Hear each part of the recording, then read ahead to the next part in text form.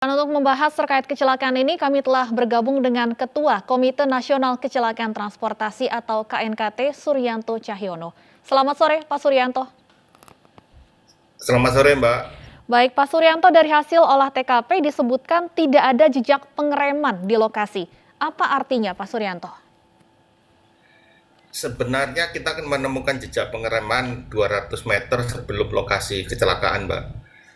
Uh, Cuman memang jejak pengeremannya pendek. Terus kemudian ya memang menjelang lokasi kejadian tidak ada jejak pengereman. Kita nggak tahu apakah benar-benar base-nya nggak bisa ngerem atau remnya kurang efektif. Lagi kita lakukan penelitian.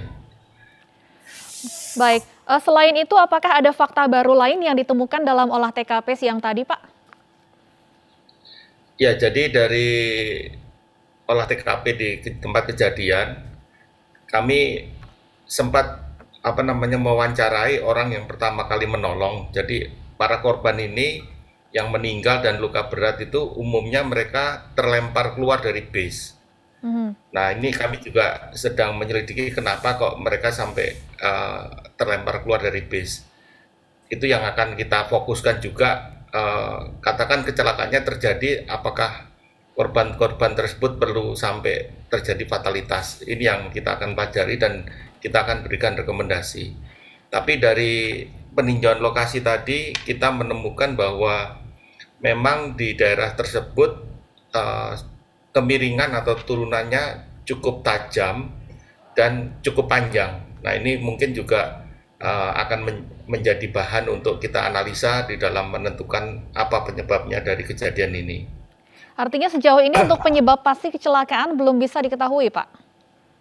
Belum, Mbak.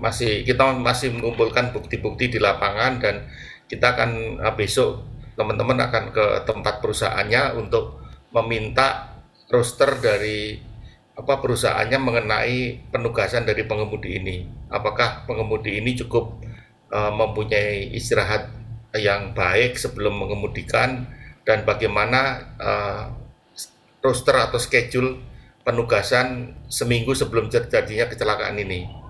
Nanti kita analisa bagaimana pengaruh dari kualitas istirahat terhadap masalah kecelakaan ini, apakah ada pengaruhnya atau tidak gitu. Baik, kami konfirmasi artinya untuk supir bus ini berasal dari perusahaan yang sama yang menyewakan bus pariwisata ini, Pak Suryanto.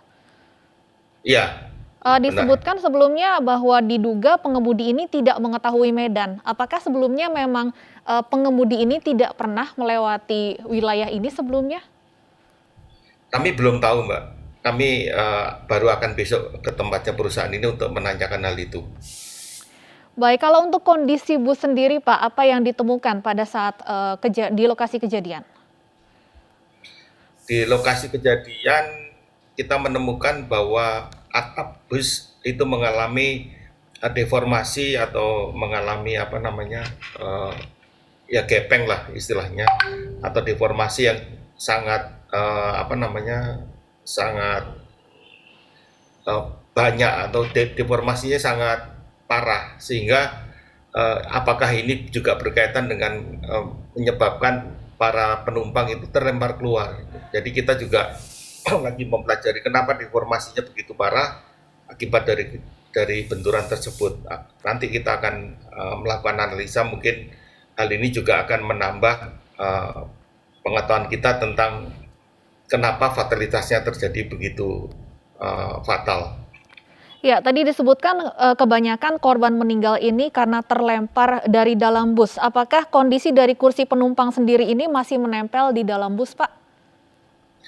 Saya lihat tadi kursi penumpang semua masih menempel di busnya, dan kita juga melihat di kursi-kursi busnya tidak ada sabuk pengaman. Itu dari faktanya yang kita lihat di lapangan. Baik, artinya untuk sabuk pengaman tadi disebutkan tidak ada atau ada minim kelengkapan sabuk pengaman di bis ini. Kami akan pelajari bagaimana regulasinya, terus bagaimana peringatan atau SOP dari pengemudi tersebut ketika sebelum bisnya berjalan. Apakah kalau ada mereka harus memakai atau seperti apa, SOP-nya seperti apa, nanti kita akan pelajari dari perusahaan tersebut.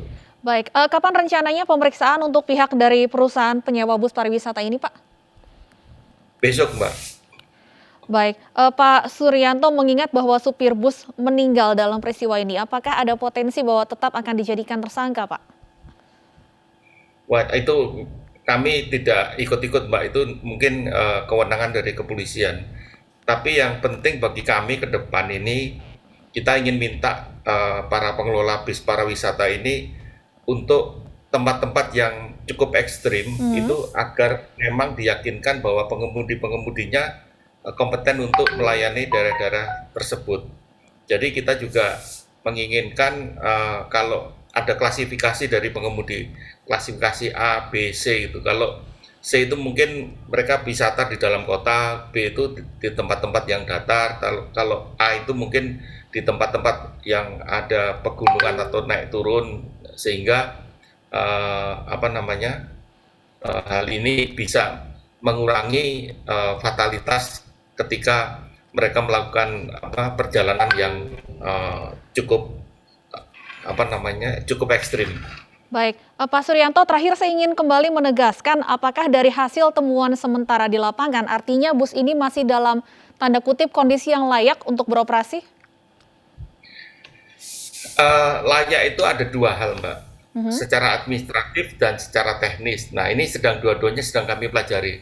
Untuk saat ini kami belum bisa menyampaikan apakah kondisinya layak atau enggak. Kami sedang mempelajari keadaan dari dokumen-dokumen yang ada dan kondisi dari bis tersebut. Baik, kami akan tunggu hasil investigasi lebih lanjut dari KNKT. Terima kasih Pak Suryanto Cahyono, Ketua Terima KNKT kasih. sudah bergabung bersama kami di Ini Sore.